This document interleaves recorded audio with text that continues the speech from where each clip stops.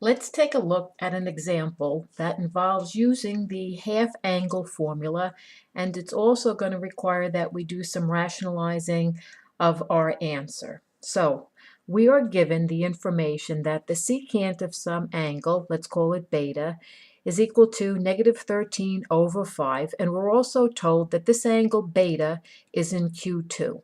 Our mission is to find the sine of half of beta.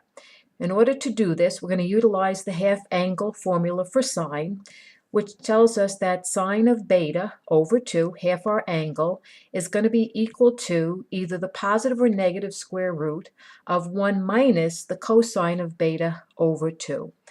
Looking at this, we can see that there's two pieces of information we have to determine to go ahead with the formula. The first piece of information is which sign. Are we going to be taking the positive square root or the negative square root?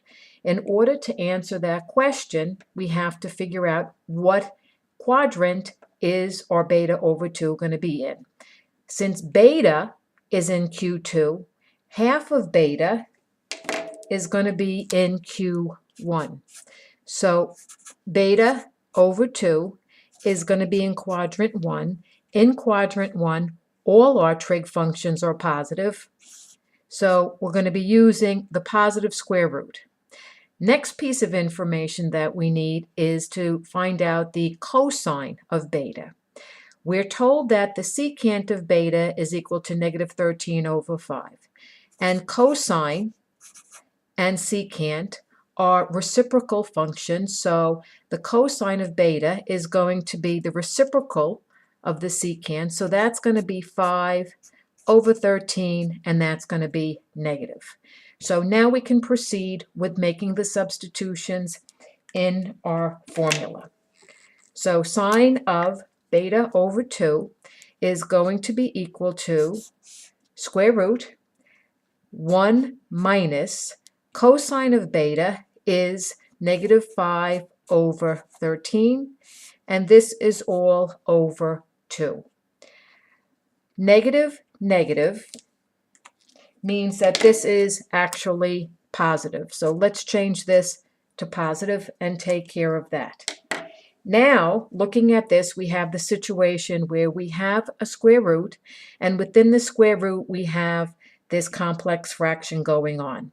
So taking a look at our denominators, and I've said this before, if you need to, you can put all your information over 1 to be clear what your fractions are. 1, 13, 1. Our least common denominator here is going to be 13. So we're going to multiply every term in our numerator and the denominator with the 13. What this does is this cancels those denominators. So we are left with square root 13 times 1 is 13. Over here we have our addition sign. The 13s are now gone, and we are left with plus 5. And in the denominator, 2 times 13 is 26. Continuing with this, 13 plus 5, we have 18/26. So we have this fraction. I think we can anticipate we're going to have to reduce these fractions in a couple of ways and potentially rationalize it. And looking at it, 18 and 26, both of these are divisible by 2. So this fraction becomes 9/13. So what we have is square root 9 over the square root 13, which now square root of 9 is 3. Square root of 13 is square root of 13.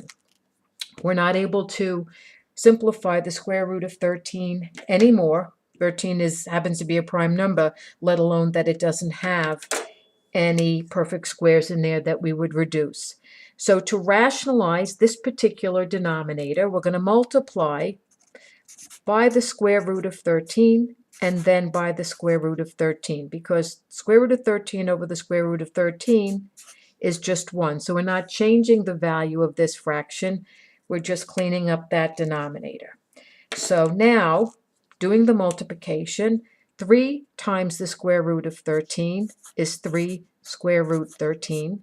And the square root of 13 times the square root of 13 is just 13.